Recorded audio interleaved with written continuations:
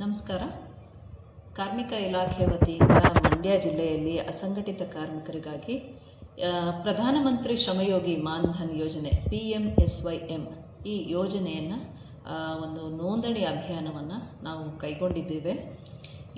ಈ ಯೋಜನೆಯ ಉದ್ದೇಶ ಏನು ಅಂತಂದರೆ, ಅಸಂಘಟಿತ ಕಾರ್ಮಿಕರು ಯಾರು ಬರ್ತಾರೋ ಅಂತಂದರೆ ಸಂಘಟಿತರಲ್ಲದೆ ಇರುವಂಥವರು, ಉದಾಹರಣೆಗೆ ಹಮಾಲಿಗಳು, ಬೀದಿ ಬದಿ ವ್ಯಾಪಾರಿಗಳು, ಚಿಂದಿ ಆಯುವಂಥವರು, ಇಟ್ಟಿಗೆ ಬಟ್ಟಿ ಕಾರ್ಮಿಕರು, ಚಮ್ಮಾರರು, ಚಿಂದಿ ಆಯುವಂಥವರು, ಮನೆ ಕೆಲಸದವರು, ಅಗಸರು, ಕ್ಷೌರಿಕರು, ಭೂರಹಿತ ಕಾರ್ಮಿಕರು, ಸ್ವಯಂ ಉದ್ಯೋಗಿಗಳು, ಕಟ್ಟಡ ಕಾರ್ಮಿಕರು, ಬೀಡಿ ಕಾರ್ಮಿಕರು, ಕೈಮಗ್ಗ ಕಾರ್ಮಿಕರು, ಚರ್ಮೋದ್ಯಮದ ಕಾರ್ಮಿಕರು, ಧ್ವನಿ ಮತ್ತು ದೃಶ್ಯ ಕಾರ್ಮಿಕರು, ಅದಲ್ಲದೆ ಕೂಡ ಆಶಾ ಕಾರ್ಯಕರ್ತೆಯರು, ಅಂಗನವಾಡಿ ಕಾರ್ಯಕರ್ತೆಯರು, ಈ ಎಲ್ಲರೂ ಕೂಡ, ಹಾಗೆಯೇ ನರೇಗಾ ಕಾರ್ಮಿಕರು ಯಾರಿದ್ದಾರೆ ಅವರೆಲ್ಲರೂ ಕೂಡ ಈ ಯೋಜನೆ ವ್ಯಾಪ್ತಿಯಡಿ ಬರ್ತಾರೆ.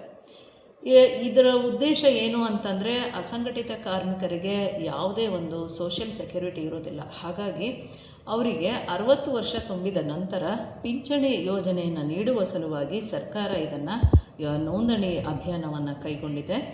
ಇದರಲ್ಲಿ ಯೋಜನೆಯಡಿ ಫಲಾನುಭವಿಗಳಿಗೆ ಇರಬೇಕಾದ ಅರ್ಹತೆಗಳು ಏನು ಅಂತಂದರೆ, 18ರಿಂದ 40 ವರ್ಷ ವಯಸ್ಸಿನ ಒಳಗಿರಬೇಕು, ಅವರ ಮಾಸಿಕ ಆದಾಯ 15,000 ಒಳಗಿರಬೇಕು, ಮತ್ತು ಅವರು ಯಾವುದೇ ಆದಾಯ ತೆರಿಗೆದಾರರಾಗಿರಬಾರ್ದು, ESI, PF, NPS ಯೋಜನೆಯ ವ್ಯಾಪ್ತಿಗೆ ಒಳಪಟ್ಟಿರಬಾರ್ದು, ಇವರಿಗೆ ಬ್ಯಾಂಕ್ ಉಳಿತಾಯ ಖಾತೆ ಮತ್ತು ಆಧಾರ್ ಸಂಖ್ಯೆಯನ್ನು ಇವರು ಹೊಂದಿರಬೇಕು. ಇದಿಷ್ಟೇ ಅರ್ಹತೆಗಳಿರುವಂಥದ್ದು. ನೋಂದಣಿ ವಿಧಾನ ಹೇಗೆ ಅಂತಂದರೆ, ನಿಮ್ಮ ಹತ್ತಿರದ ಯಾವುದೇ ಕಾಮನ್ ಸರ್ವಿಸ್ ಸೆಂಟರ್ಗಳಲ್ಲಿ ಕೂಡ ಈ ಒಂದು ನೋಂದಣಿಯನ್ನು ಮಾಡಿಸಿಕೊಳ್ಳಬಹುದು.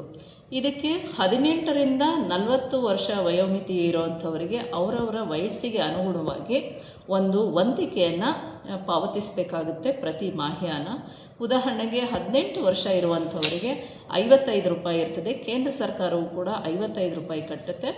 ಆ ಒಂದು ವಂತಿಕೆಯನ್ನು 60 ವರ್ಷ ವಯಸ್ಸಿನವರೆಗೂ ಕಟ್ಟಿದರೆ 60 ವರ್ಷ ಆದ ನಂತರ ಪ್ರತಿ ಮಾಹೆ ಅವರಿಗೆ ಪಿಂಚಣಿ 3,000 ರೂಪಾಯಿ ಪಿಂಚಣಿಯನ್ನು ನೀಡಲಾಗ್ತದೆ. ಇದೊಂದು ಒಳ್ಳೆಯ ಒಂದು ಯೋಜನೆ ಆಗಿದೆ. ಈ ಯೋಜನೆಯ ಸೌಲಭ್ಯಗಳು ಏನಂತಂದರೆ, ಪ್ರತಿ ತಿಂಗಳು 3,000ಗಳ ಕನಿಷ್ಠ ಮಾಸಿಕ ಪಿಂಚಣಿಯನ್ನು ಪಡೆಯಲು ಇವರೆಲ್ಲರೂ ಕೂಡ ಅರ್ಹರಾಗಿರ್ತಾರೆ. ಚಂದಾದಾರರು ಅಕಸ್ಮಾತ್ತಾಗಿ 10 ವರ್ಷದೊಳಗಾಗಿ ಯೋಜನೆಯಿಂದ ನಿರ್ಗಮಿಸಿದಲ್ಲಿ ಅವರು ಪಾವತಿಸಿರುವ ವಂತಿಕೆಯನ್ನು ಮಾತ್ರ ಆ ಅವಧಿಗೆ ಉಳಿತಾಯ ಖಾತೆಗೆ ಪಾವತಿಸಲಾಗುವ ಬಡ್ಡಿಯೊಂದಿಗೆ ಹಿಂತಿರುಗಿಸಲಾಗುತ್ತೆ.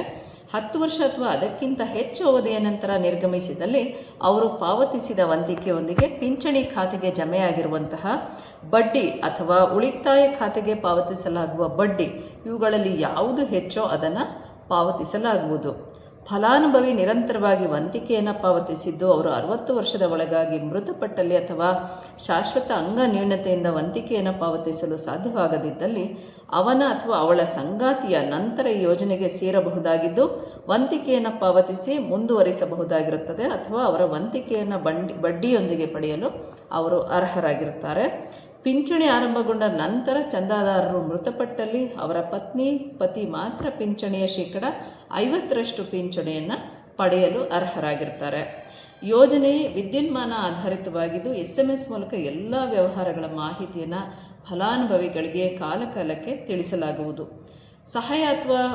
ಸಹಾಯಕ್ಕಾಗಿ ಸಂಪರ್ಕಿಸಬೇಕಾದ ವಿಳಾಸಗಳು, ಟೋಲ್ ಫ್ರೀ ನಂಬರ್ ಕೂಡ ಇದೆ. LIC ಶಾಖಾ ಕಚೇರಿಗಳಾಗಿರ್ಬೋದು, ನಮ್ಮ ಕಾರ್ಮಿಕ ಇಲಾಖೆಯ ಎಲ್ಲ ತಾಲೂಕು ಕಚೇರಿಗಳಾಗಿರ್ಬೋದು, ಅಥವಾ ಜಿಲ್ಲಾ ಕಚೇರಿ ಆಗಿರ್ಬೋದು, EPF ಅಥವಾ ESIC ಕಚೇರಿಗಳಲ್ಲಿ ಸಂಪರ್ಕ ಮಾಡಬಹುದಾಗಿರುತ್ತೆ.